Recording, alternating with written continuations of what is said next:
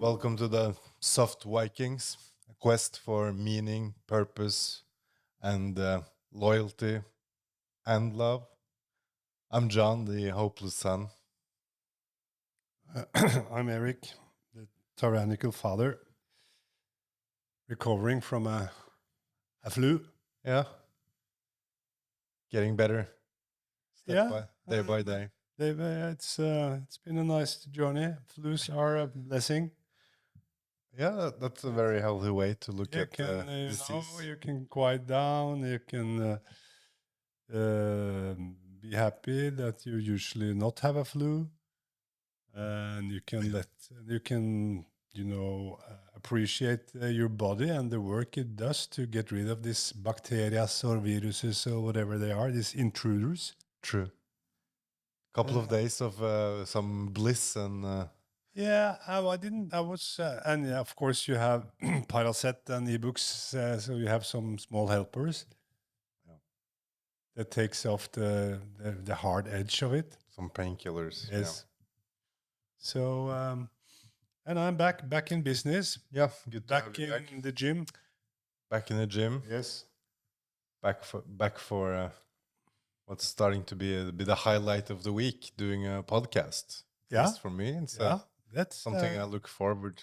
yeah. That's also a blessing that we can sit here and struggle with reality. Yeah, and I learned yesterday that 90% of podcasts don't make it past 10 episodes. Okay. So we passed that mark. Yeah, and then out of those, 90% don't make it past 20. So you have so it's a big fall off. Yeah. No, I think because the purpose of this podcast is for me and you to improve, and both the relationship, but also as persons, and Yeah, like that's a slow process. So that can be like 1,000 episodes without really any progress. yeah, that's pretty pessimistic. No, but like step by step, a little. I think we already have seen some progress. Yeah, at least you have done some exceptional good work with the trading. So you passed the 6 weeks, and your theory that it can become a habit after 6 weeks is still standing. Yeah, it's not been disproven No, yet. yet. No, I think that's You have some. mistake. It's I'm not a tyrant without a reason, and that's hard for me to hold back. But you have this, we should start 6 o'clock, and then you have two categories: the guys that comes 5 to 6, yeah. and the guys that come 5 past 6. Uh-huh. And I'm sorry to report that you are in the last category. Yeah. So you have true. you can step up that, because if you're able to come 5 past 6, you're also able to come 5 to 6. Yeah. Sure. Sure. So let that be a challenge. See if you have some inner motivation to step up your game. But you done. I'm impressed, and it's fun. Yeah, because this, as we now speak, it's the challenge is completed. The first one. Yeah. And the other you gave to me, we started. So We're gonna do. we can report on that when we are We're gonna do it when we have some something findings. to come back on. Yes. And today we were thinking of talking of a big subject, responsibility, Indeed. because actually this whole podcast can be seen as a responsible act. Yeah, it's a response at least. A response, yes. The word responsibility, we are from the Norwegian, we are Norwegian. So we have the different word, it's called ansvar. But it's in the same also, it's a responsibility. It means that you can respond. Yeah, you have the ability to respond, and that is how you respond to things. And if you think it through, you have one extreme position. The Dostoevsky position is saying that you are responsible, not responsibility. You are responsible for everything that happens on the planet Earth. Mm-hmm. Meaning that it's up to you to respond to what happens.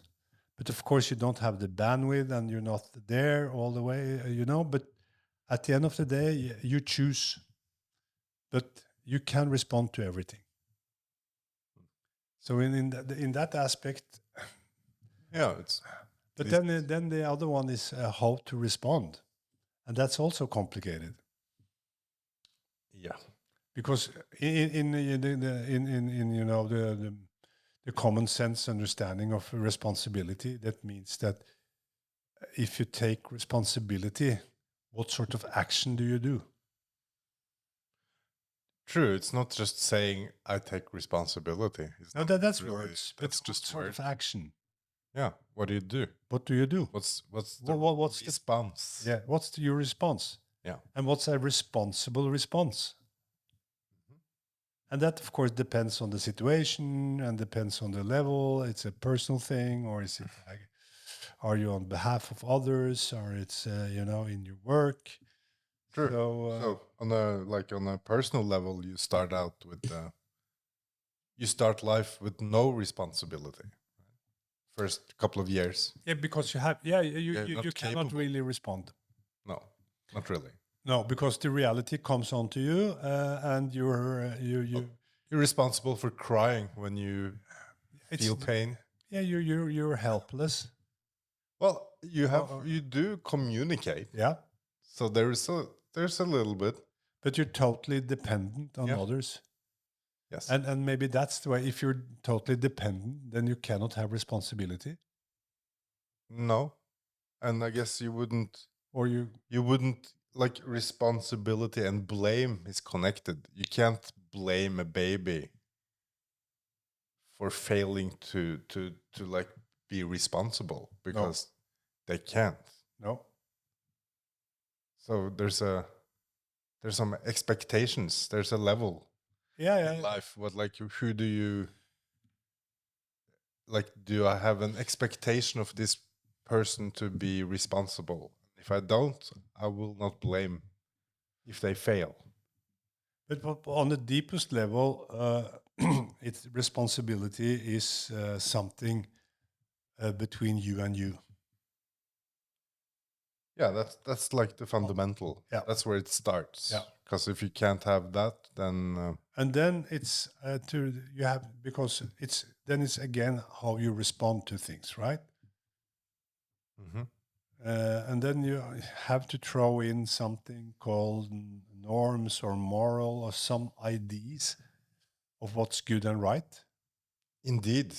And clearly the response is where the magic happens in both ways. It can be where you get damaged and get traumas, or what heals you and make you successful. Like the extreme example on this one is like some cultures, the boundaries between it's usually a little dark example, but I like it. It's like you have some tribes where in the education of the child they have to do things with the man, which in our society we would classify as abuse and abuse of children, sexual abuse. But in their culture, it's just the way it's done. So when they questioned these kids and people in that culture, there was no blame, there was no shame for that act in their culture, so they didn't have any traumas. So it's the responsibility we give things. Yes, we assign meaning. meaning and responsibility is very linked, right? Yes. So if I put some tremendous meaning on something that happens to me, I have to respond According to that. Yeah. I have to, or fail, if I believe I fail to respond, I can also blame myself. Yeah. So it's a very tricky subject, this responsibility, because It's super tricky. Who defines what is supposed to be done, right? And on a personal level, that's the most tricky part, because that's very linked to some values and some norms that can be shifting, and especially if you live in a society as the modern one where everything is a little blurred. Because the church is thrown out and there is not right, nobody's agreeing on what's the norms and what's the real, what do we really. Yeah, it's really hard After. if like the norm is anything goes. Yes. How Or where do you rights or human rights. Yeah, but that's not anything goes. That's And at the end, nothing goes. yeah, you could say nothing goes. Yeah. No, but it's a perspective of confusing. It's very, very, very, very confusing. Because if you establish a set of rights, who gives the rights and who protects you? Exactly. And are your rights superior to other rights? And if I'm confused, I need, in a way, blame myself because I can't take responsibility because I don't know what to do. And that's also helpless. The hard thing with the individualism is like the responsibility. You can say it's pushed onto the individual level, but in a form and in an extent that it's impossible for the individual to carry it, because you are responsible for two big questions, right? And there is no rules. Yes. So then you turn to God or the state or something bigger, or your group, or your group. Yes. Your elders. Yes. Parents. Yes. Your crystals. And of course, reality is a hard thing, and if it's against us, which is often is the case, it doesn't really go my way. Then you want somebody to help you out or take off the load. Yeah. And that is a way to respond, that you can say it's not responsible. It's a way to push it over to others, or to say that I'm a victim, I cannot do anything about this. Being a victim is the ultimate way of saying I have no responsibility. Yeah. I can't respond to this because I'm helpless. Yes. And that's very in fashion. It's a weird, it's such a bizarre thing to aspire to be. Yeah, I want to be helpless. So, but it's safe. No, but the interesting thing is, I want to be helpless, and you are obliged to help me. It's like you're responsible. Yes. So you're responsible. Well, it's like being a kid. Yes. So that's the good thing with being an old white straight man. It's like, okay, throw everything on me, because I can take it. Because at the end of the day, with in all this, new identities, and then the big bad guy is like me. So it's actually the ultimate. It's an honor. It's an honor. It's because a declaration of love and trust. It is, because you can take the responsibility. So we can't take this, please. We throw all the shit on you. The rest of us are victims, but you have to. You are the stand villain. Strong. Yeah, so you can still, in the storm, in the shit storm, you still have to perform. Please pay the bill. Yeah, pay the bill, drill for oil, make the show go, and take the shit. Yeah, that's. So in a way, it's the ultimate honor. This new culture, and this I'm very proud. This is the way of being responsible. You have to. Anything that happens, it's a perspective thing, and you can usually find the angle that where you can take responsibility. Yeah, that's Dostoevsky's position. Gives you agency. Right? Yeah, yeah. If you don't have this understanding of responsibility and that your only freedom is the way you react. Yeah, exactly. And if you give that away to situations or other persons because you're annoying me and then I have to be angry, okay, then you're a slave. Because I annoy you. Okay, you annoy me, but I don't have to be angry. No, it's not an. It's an impulse. It's not a response. You just have to react. Right? Yeah, then you're slave of your feelings or your traumas or whatever the fuck is wrong with you. Then you're impulsive. You can't stop reacting. Then you are and then you're not responsible. No, not responsible. You're not able to choose how to respond. Exactly. That's the thing. There's a choice. That's a choice. Exactly. There's a choice. And in that sense, responsibility, back to the norms, then you have to choose to respond according to some norms, right? Yeah. So those norms can, for instance, be honesty, or that you have some courage. Yes. To dare to take the to take the hard load.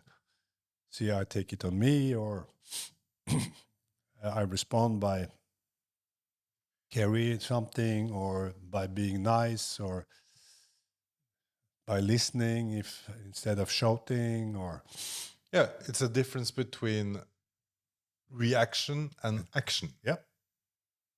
Because if I act, I'm doing it from myself, right? Yeah, that's a very deep thing, and it's also rooted in a lot of philosophy and also in religions. That, of course, you can curse God and say, "Why me?" when something bad happens. Yes. But only bad things come out of that. Everybody else. Yes, everybody else.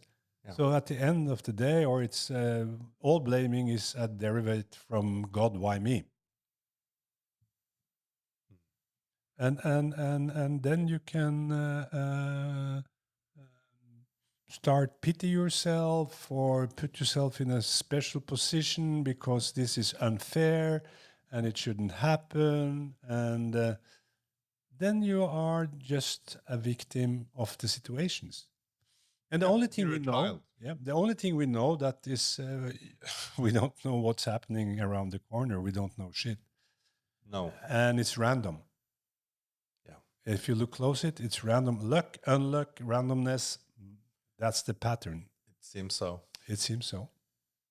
And then you can get stuck in that, or you can carve out some freedom and say, whatever happens, it's up to me how I respond. That's my ultimate freedom. Yeah. I think I can turn everything into something useful or something with value. Either morally or in the practical terms. Or at least you can accept things. Yeah, that's one way to do it. And that's an action you can take. Yeah, but to accept it, then sometimes you need to tell yourself a story why you should accept it. Yes, you can say you can learn something, you can grow, or this is a way to show love, or it's like we are story driven, or you get stronger. It's a reason we the intro for our show is it's a quest for meaning and purpose. Yep. Because without the story, without the meaning, there is no point to life. No, at all. A very common perspective is that we understand the world through stories. Yes, and that's what they are. Why they're so potent. Yes, and if you don't tell a story. If you're trying to sell a product and you don't tell a good story, nobody buys it. Nobody buys. And the guy next door has the same thing, even worse quality. Bad product, good story sells. Yeah, iPhones. Yes, but some yeah, it's true. Yeah, they give you this much real estate in the shop. It's like, wow, it must be great. Yes. If you go to another electronics store, they just stack everything. Yes, that's the trick, right? That's the trick. And speaking of responsibility, you know, I'm always looking out for these life hacks, and I guess that's what podcasts are made for. It's the anecdotes and the how to get better. Yeah, that's Sometimes endless. good advices aren't the quick fixes. No, by no means. I think there's a lot of wisdom that can be gained, but the most important thing is to be responsible to yourself when you are alone. Yes. Meaning the actions I take when nobody sees me. That's the Those are the heavy ones. Yes, that's the heavy lifting. Because they will build how I look at myself. Yes. So if I fail my own responsibility enough times, the story I tell myself is now that I'm a useless loser. I can't be responsible. Yes. That will just go on. Yes. But it can be so quickly changed by starting small. Yes. By today, I took responsibility for this little thing that nobody saw. But are we on theory here, or are we talking personal? How is your story about the responsibility? It's it depends who I ask in myself. I think it's more complex than it's just one story. Because on some things I'm very responsible. On other things I might be less responsible. But I think I have I believe myself to be responsible, and I do enjoy the things, the consequences of being responsible. I don't like to run away. I don't enjoy running away from things. I know we in our relation I have gone away, but that's been like a choice I made. Like this is the only way I know how to deal with it.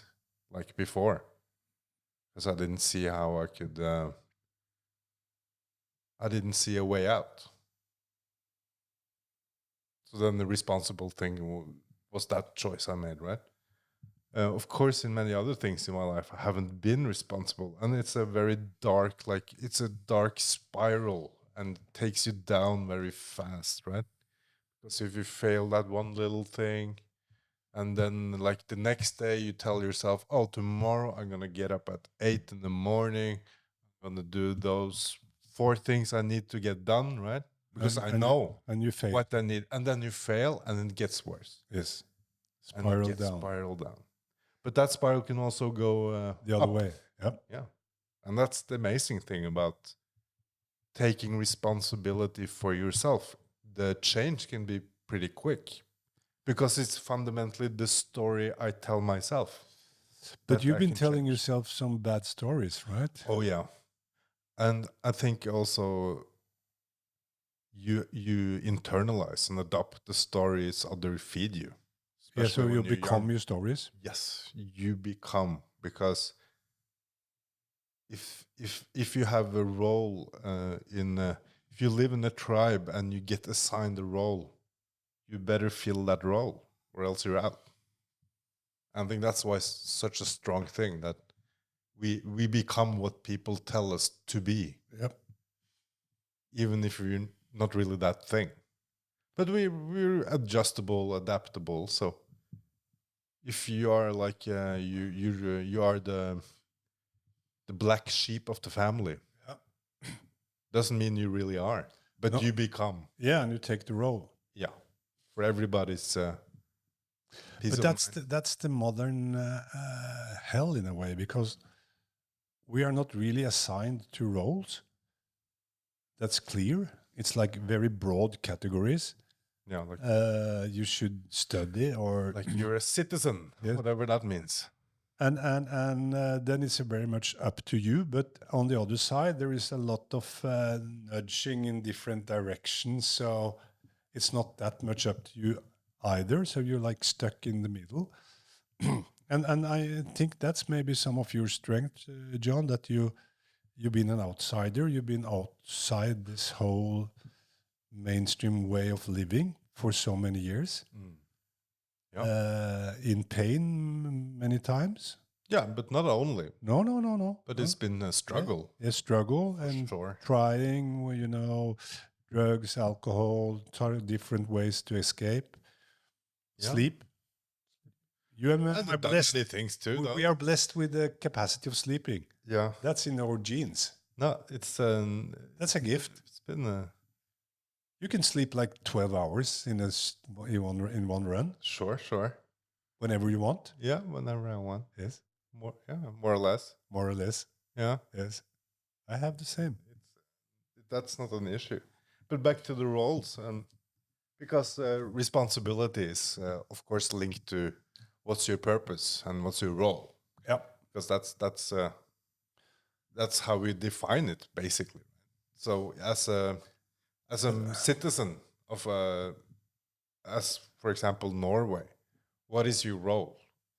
Basically, you are, in my opinion, you're a consumer, and you're supposed to try to make yourself happy. yeah. That's Which is how I see it. Shallow positions, both of them. Yeah, not very meaningful. No. And of course, your only responsibility in many ways is to not. I wouldn't even say pay your taxes. It's to fill in the paperwork, because that covers more. Just be responsible to answer the government for what they want to know. Yes. That's it. That's the only requirement. Yeah, give the information and the money. Because I tried that one, not to respond, and then they get really pissed. Then they get pissed, and I don't like that. Then it gets very, very expensive. Then they get expensive, and they start to, hey, you have a responsibility here to do this. This you have to respond. This you have to. And it's only one way to respond. Yeah. So there is clear. Yes.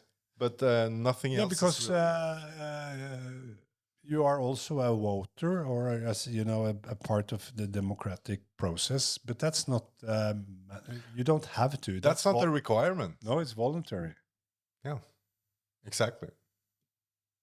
And I think I know that the last election I think it was like creeping towards 50% now. 40 plus people don't vote. Is it that? No, it was like no. In Norway, we've been pretty high. We've been like, but that was local elections. And this I didn't see that, but most places. Yeah, but we've been using to run in the high 70s. I think that's a long time ago. No. But it's a difference in local and I'll look it up. But this last one was level 40. 60% show up. Yeah, more or less. In the US, it's down to 50 around. Yeah, and on a happy note, in North Korea, it's 99%. Yeah, those guys are good. They're good at voting. So yeah, they show up. They have to. Yeah, exactly. This is the point. And you have to vote for the right candidate as well. But should it be? Why are I haven't never thought about that. Why is it voluntary to vote? Maybe it should be mandatory that if you don't vote, you're punished, or you're.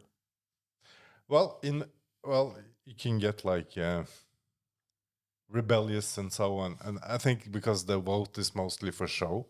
No, but I think the theory is that your vote is valuable.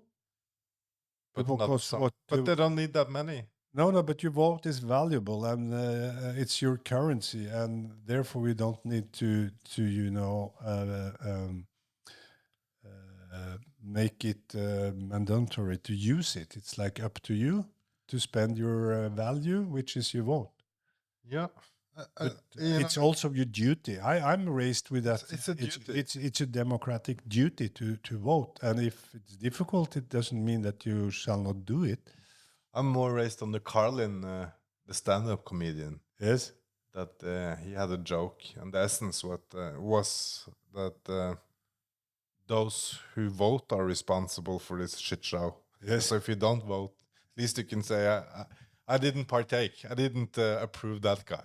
No, but in a way, you're weighing in also because it's. But if the non-voters are, my little fantasy is that one day we'll have an election in Norway where nobody votes. Not enough people vote, and then they have to do it again. Yes, and that will be the clear message. Yes, something the political parties are not reflecting what people want no more.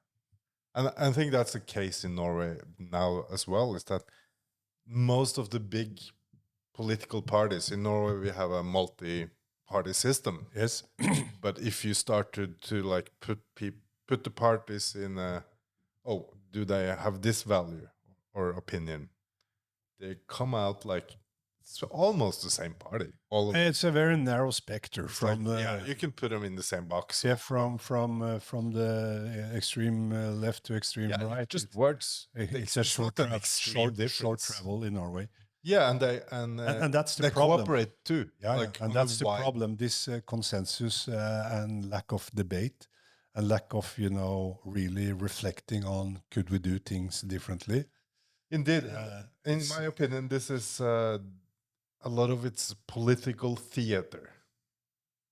The parties, the like what they talk about. It's the decisions are mostly made before the debate happens. Mostly, it's not a real debate.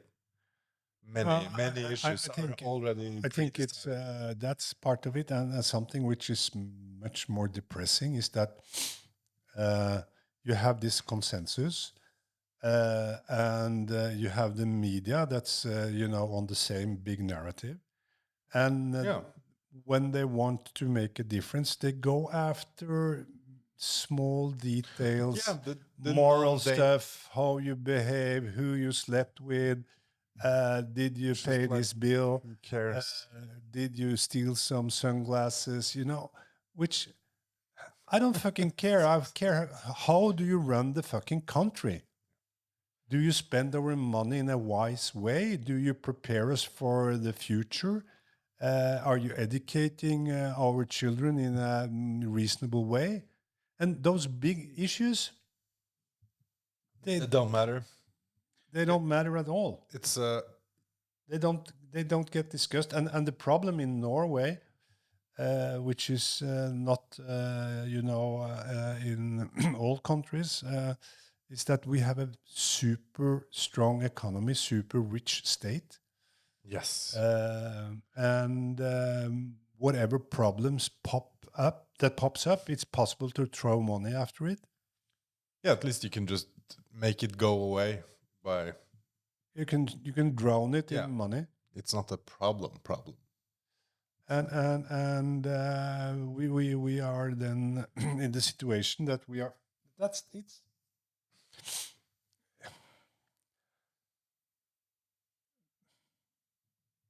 Okay, let's talk about the Norwegians and Norway. That's an interesting subject for more than the Norwegian. I think we are a good case study. We should have some.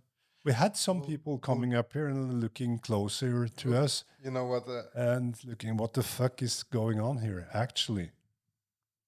Yeah, there was some news yesterday, actually. There was a survey, an international survey.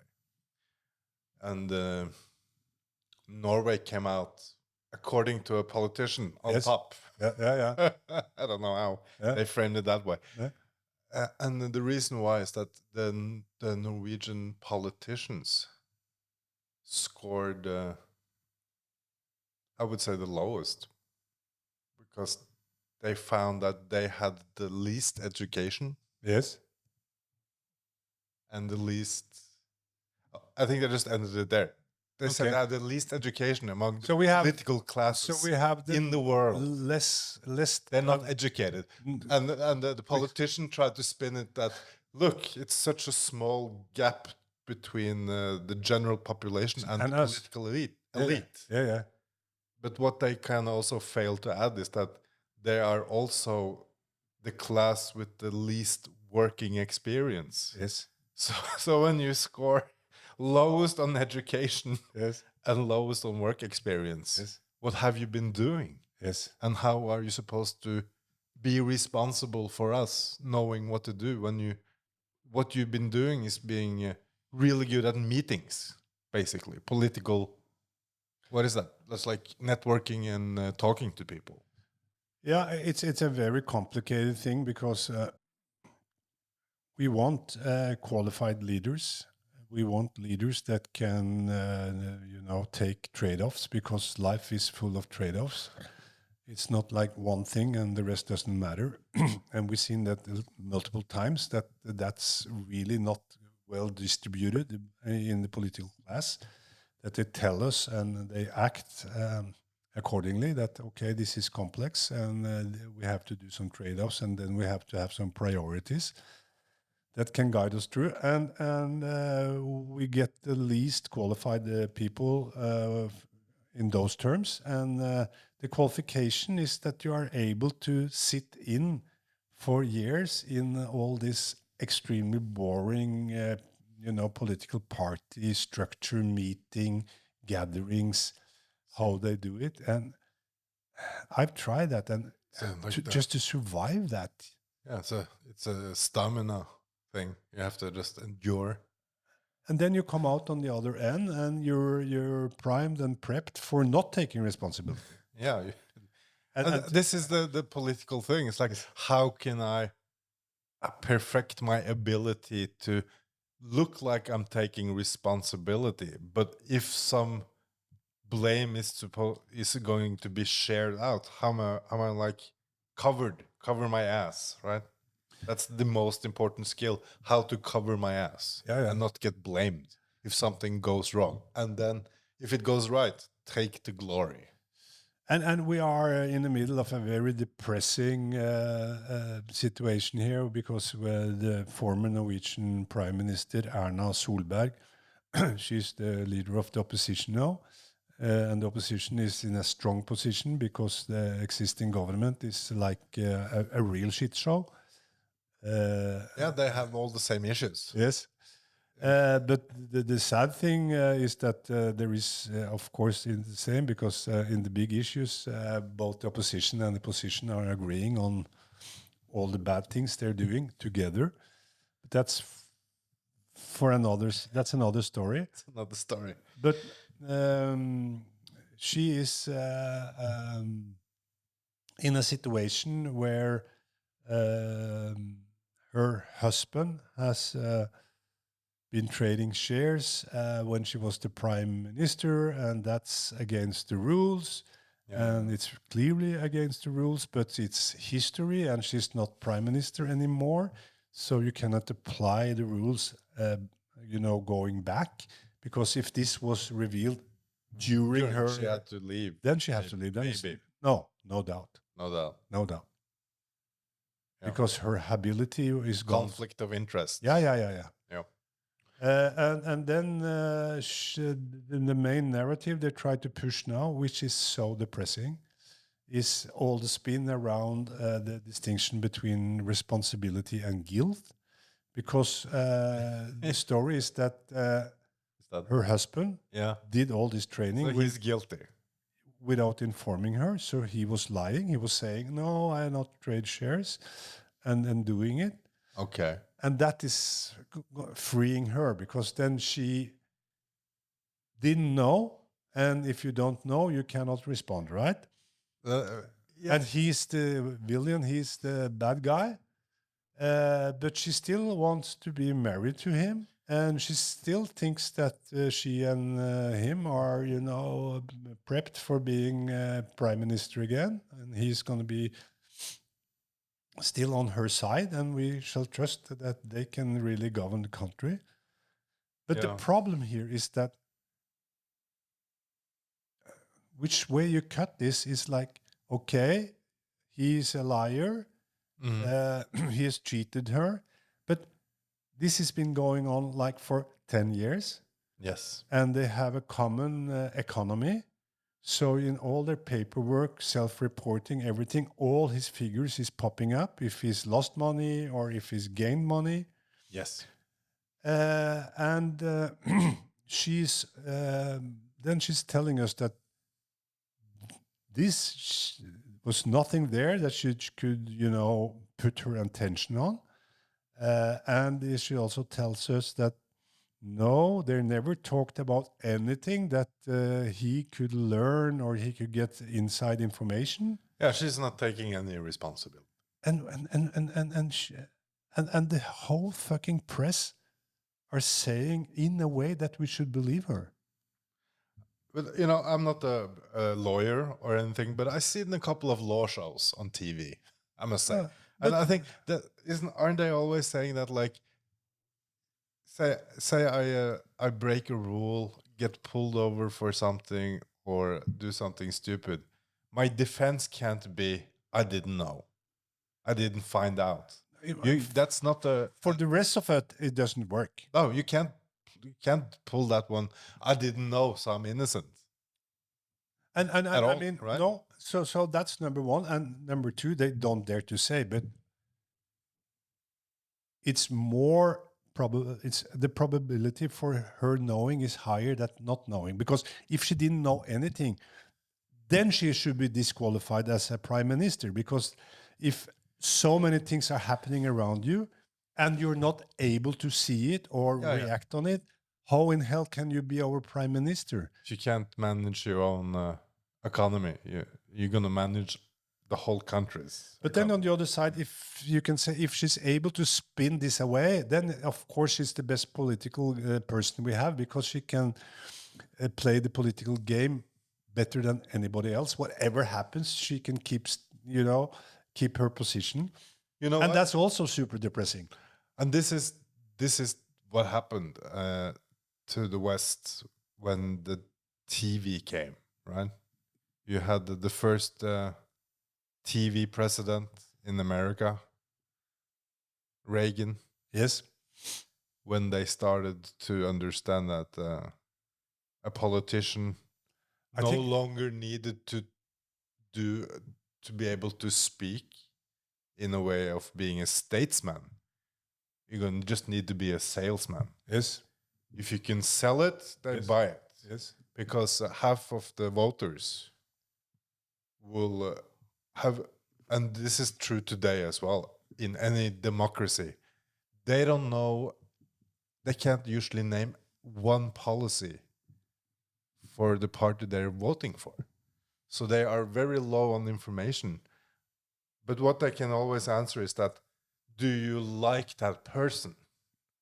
Oh yeah, she or he is so handsome, attractive, and they look so good. They're so smart. That's what Anna, our beloved former prime minister, are floating on, because she's so like us. She's a little shabby. She's a couple of pounds, or not only a couple of pounds, too much on her body. She's very normal. But she's like also smarter than most of the political class. Yeah, she's good at the game. Yeah, but she has a huge memory, and she's really into details. She knows the cases, so she have a authority there in if you measure her with the rest of the gang, and she gets away with that because she's like us, and she's so stable, and she was like also saving us under the COVID. Like the big mama. Yeah, that's the kind of... And I think they spent 250 billion Norwegian kroner just out in the air in the corona. I don't want to call it activities, but measures or whatever you want. Like stimulus package. No, that comes in addition. So, I don't know. What do you mean? Like they doing things or... in the closed downs, in medical service, in vaccines, in testing. The testing regime, that wasn't for free. No, by any means. It's expensive. For sure. But she still has some glory to lean on. Yeah, but I think that's fading, and people don't care about the past too much. No, but when this happened, I got this moment, and I thought, okay, maybe maybe she can show it was her golden moment, because she could show, because she has the potential of a true leader. She's been our prime minister for 8 years. She could show real responsibility. She could say, okay, this happened. My husband didn't inform me. Yeah. but I should be informed anyway. I should And have it's made yes, myself informed. yes, and there was a lot of indications that they could go into. And I cannot just trust that, because having a job like me, I cannot take light on this type of issues. I have to really dig deep. And anyway, in my role as a party leader, Yeah. because she's still leading the Conservative Party, Yes. and and as a possible candidate for a prime minister, I have to take responsibility on the behalf of the nation. That because we are in a period where the trust issue, which is the real glue in a democracy, is like it's starting to cracking.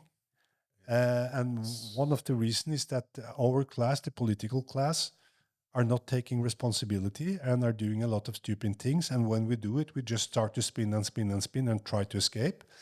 Yeah. Until we finally not, if it's too bad, or we can escape. And we know that the media is, so noisy. And when it turns its attention on another case, they can forget me, and then I survive, and then I can continue. Yeah.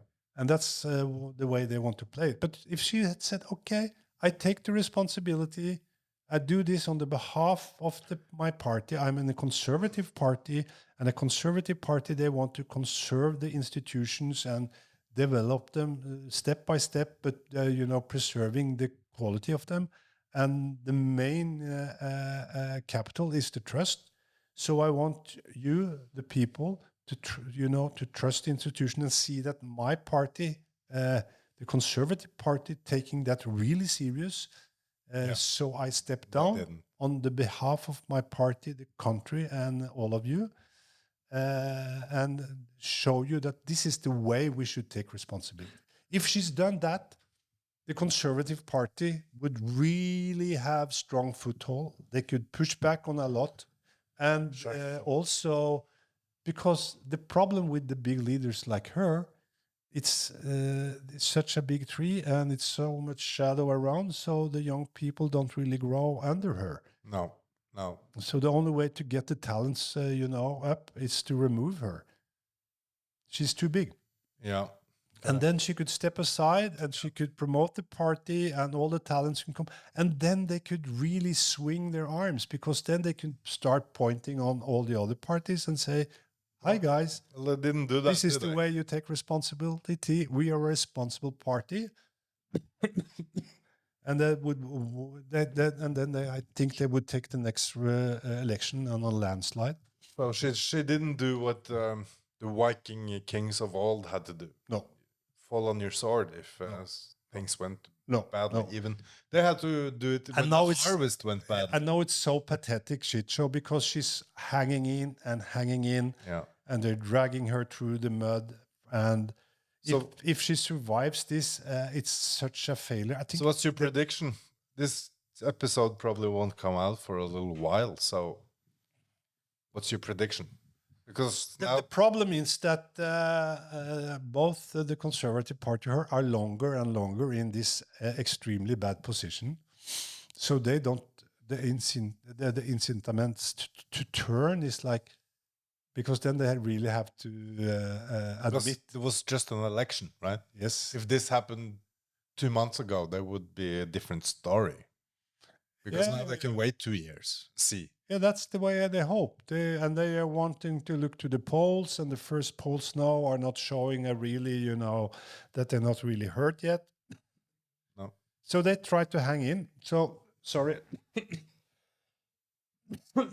And the press are, in a way, they love this slow process. Because it's interest. Yeah. And they are not focusing on the big issues, of course. And that's the real depressing thing, that the whole thing is a distraction. Because if you should criticize her and the political class, it's for all the big mistakes they've done when it comes to policies. That we never talk about. That's not even an issue. No. Of course not. That's not an issue. And it's been not her only. For people who aren't in Norway, there's been like 4 or 5 high-profile cases. Yeah, she's in a steam. And that's why if she really, take the different, take the I see your point though. the high road and say, if she took the responsibility and also framed it that she'd do it because she's in a conservative party and that's part of their values and the way they want to govern and they want to be responsible. They are only conservative in name. Of course, it's there's no difference. There is a political class, and we cannot see the difference, and that's the depressing thing. Yeah, and to at least they're not educated. But themselves a plus. Yeah, that's good. Isn't that? I'm not educated. I don't have any work experience. Yeah, trust me. So trust me. So I'm like your average farmer in the. But you have another perspective. It's good that they're stupid and have no experience because then it's limited how much damage they could do. Because why they can make laws and no that is resting on that the bureaucracy is more that they are trustworthy. The unelected ones. I don't know if the unelected are more trustworthy. Are you okay? Yes, I'm okay. Yeah. No. The bureaucracy is probably many of them equally corrupt, or worse. But the tradition, the narrative, the historic narrative in Norway, which is carrying some truth, is that we didn't really have a noble class. So the Norwegian were, through the Middle Ages and the 16th, 17th, 18th centuries, the only upper class we had was, of course, the Danish and the king and and their representatives, yes. The priests, and the statements, and when we became a free nation, or at least free from the Danish, we trusted the bureaucracy, and they were like the persons that established the modern Norwegian society. And in a way, they were good. So because there wasn't, they didn't have a long tradition. They didn't have a noble court pleasing the king type of, because they were like equals among, because Norway was like free peasants. That's less corrupt. Less corrupt, anyway. Yes. Yeah. So we have a less corrupt bureaucracy. That's our tradition. But now that's turned because with the wealth and the strong private sector, they don't really get paid, because if they compare to their peers that goes into the private sector and become rich. Well, that's not even true no more. Sorry. A lot of positions in society, the public sector are better paid than the private. Yeah. So now you even turn that corner. So there's a lot of positions now that you're not the low paid servant of the government no more. That's true. I think we should close there. I can hear your break. Your voice is failing. Yeah, I don't know. Yeah. Just taking your revenge. Okay, it's still not too late to step down with some grace and glory. Yeah, you could say. But you almost spinned it all away. Yeah. So I see your point. I think that train has left the station. We'll see when it comes out. If your prediction, you gotta make a prediction. I think she has to go. I cannot see that she can return go before New Year's. No, I don't think she can step up and be the candidate for prime minister in the next election. So if you say you had to make a bet, would you say she will run as the candidate for prime minister next election? No, it's too much, and I think you're correct.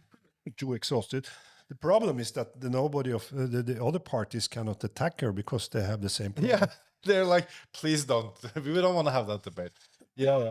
It's a lot of corruption.